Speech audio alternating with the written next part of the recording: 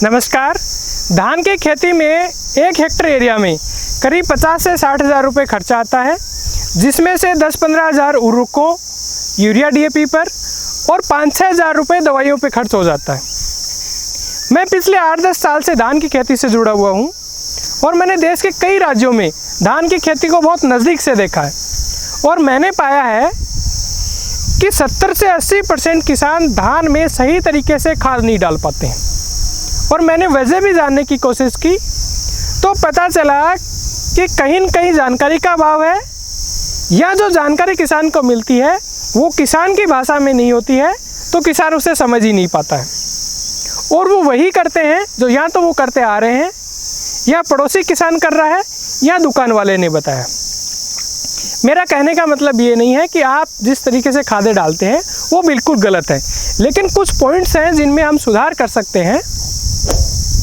मेरा ये रिपोर्ट बनाने का मकसद ये है कि आप लोगों तक एक सही जानकारी पहुँचे, ताकि असंतुलित उर्वरकों का उपयोग नहीं हो, हमारी ज़मीनें खराब नहीं हो, लागत कम आए, कीट और बीमारियां कम लगे और उत्पादन ज़्यादा मिले। पोषक तत्वों के बारे में हम बहुत साइंटिफिक बात नहीं करेंगे, लेकिन इतना आप ज़रूर याद रखें, जो ये एक साथ हम बहुत ज़्यादा मात्रा में यूरिया देते हैं, इससे एक बार हमारी फसल एकदम हरी दिखती है, काली दिखाई देती है, हम बड़े खुश होते हैं, लेकिन इससे कहीं न कहीं कीट और बीमारियां ज़्यादा आती हैं। और यदि हमने डीएपी सही मात्रा में नहीं डाला है और सही समय पे नहीं डाला है तो हमारे पौधे की जड़ों का विकास ठीक से नहीं होगा, पौधे में कल्ले नहीं फूटेंगे। और वहीं यदि हमने पोटास सही मात्रा और सही समय पे नहीं डाला है तो पौधे में कीट और बीमारियाँ ज़्यादा आएंगी, हमें बार बार दवाइयों को स्प्रे करना पड़ेगा और हमारी फसल आड़े भी गिर सकती है। इस रिपोर्ट में मैं आपके समझने के सुविधा के हिसाब से प्रति हेक्टेयर, प्रति एकड़ और प्रति बीघा में बात करूंगा। बीघा मैं 6.25 बीघा प्रति हेक्टर वाले बीघा की बात करूंगा। तो चलिए शुरू करते हैं कि कौन सी खाद कब, कितनी और कैसे देनी चाहिए। धान के 1 हेक्टर एरिया में हमें 125 से 150 kilo nitrogen, 60 kilo phosphorus, 50 kilo potash डालना चाहिए। और हमारी ज़्यादातर ज़मीनों में जिंक और फेरस की कमी है, इसलिए 25-25 किलो प्रति हेक्टेयर जिंक सल्फेट व फेरस सल्फेट भी डालना चाहिए। लेकिन यह तो वही विज्ञान की भाषा हो गई, ज़्यादातर के तो पल्ले भी नहीं पड़ा होगा। परेशान होने की ज़रूरत नहीं है, हम इसको समझते हैं अपने वाली देसी किसानी भाषा में। सबसे पहले हम बात करेंगे डीएपी की। आपने ध्यान किया हो तो डीएपी के कट्टे पे लिखा आता है 18% नाइट्रोजन और 46% फॉस्फोरस, यानी कि 100 किलो डीएपी में 18 किलो नाइट्रोजन और 46 किलो फास्फोरस होता है।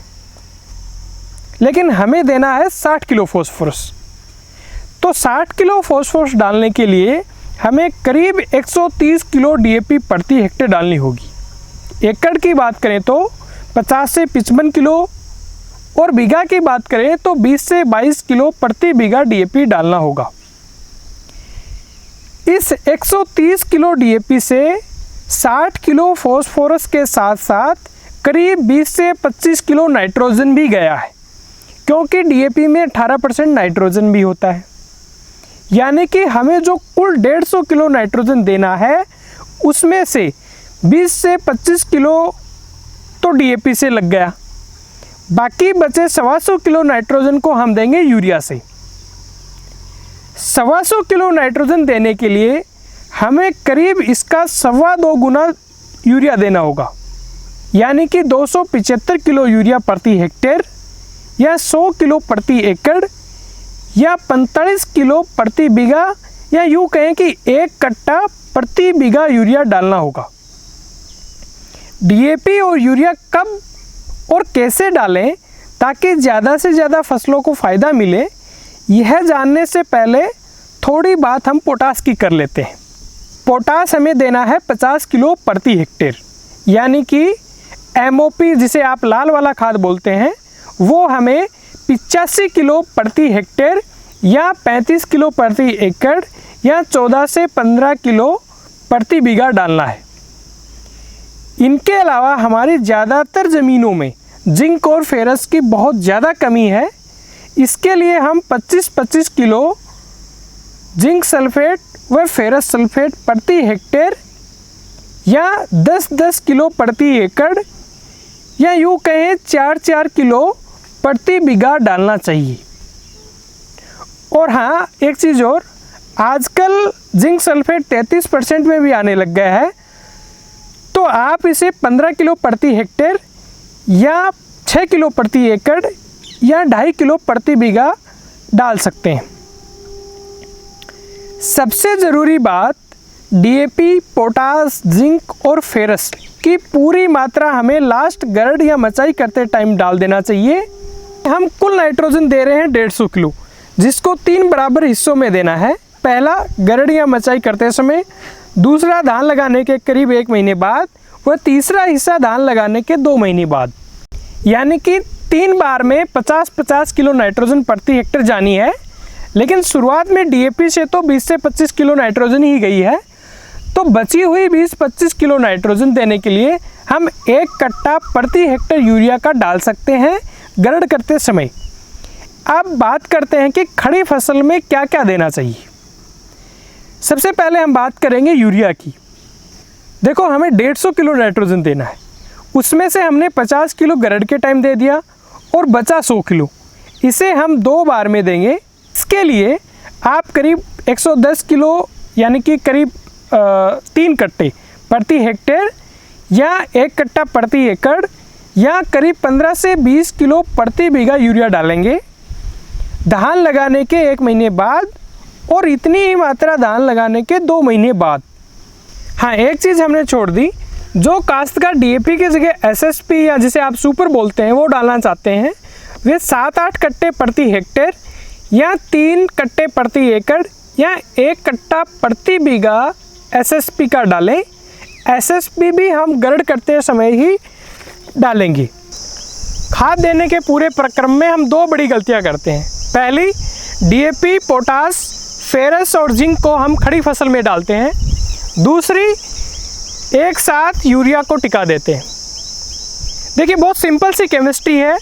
डीएपी में फास्फोरस होता है, आप इसको जहाँ डालेंगे ये वहीं फिक्स हो जाएगा। नाइट्रोजन की तरह नहीं कि ये नीचे घुल के चला जाएगा। ये बात ठीक वैसे ही है जैसे खाने का निवाला हमारे सर पे रख दिया जाए और फिर कहा जाए कि खाओ, क्योंकि पौधे की जड़ें नीचे हैं। यदि आप डीएपी ऊपर फेंकते हो तो उसका कोई तुक नहीं है। और इन सबसे ऊपर एक चीज़ है, वो ये है कि आप यदि डाल सकें तो गर्मियों में 200 से 250 क्विंटल गोबर की सड़ी हुई खाद डालें।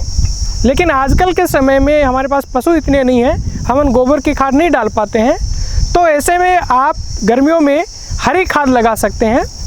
हरी खाद गोबर की खाद से भी कई गुना ज़्यादा फायदेमंद है। इसके लिए आप रबी फसलों की कटाई के बाद में सनई या ढेंचा की हरी खाद लगा सकते हैं। 45-50 दिन पर उसको मिट्टी में मिला दें और बाद में गरड़ या मचाई करके आप अपने धान की फसल लगा सकते हैं। हरी खाद पे भी मैंने एक वीडियो बना रखा है, उसका लिंक मैं डिस्क्रिप्शन में दे रहा हूँ, आप वहाँ से देख सकते हैं। यदि इस पूरी बात को सार रूप में कहें तो यूरिया के अलावा जितने भी उर्वरक आप दे रहे हैं, चाहे डीएपी, पोटास, जिंक या फेरस, उन सभी को हमें गरड़ या मचाई करते टाइम में दे देना चाहिए। और यूरिया को हमें खड़ी फसल में 2 बार देना चाहिए, एक फसल रोपाई के 1 महीने बाद में और दूसरा डोज फसल रोपाई के 2 महीने बाद में। और ज़्यादा बेहतर तो ये रहेगा कि यूरिया को आप खड़ी फसल में 3 बार दें 20-20 दिन के अंतराल पर। इस पूरी रिपोर्ट में मैंने किसान की भाषा में विज्ञान समझाने की कोशिश की है। उम्मीद करता हूँ आपको जानकारी अच्छी लगी होगी। फिर मिलेंगे एक नई जानकारी के साथ। नमस्कार, जय हिंद।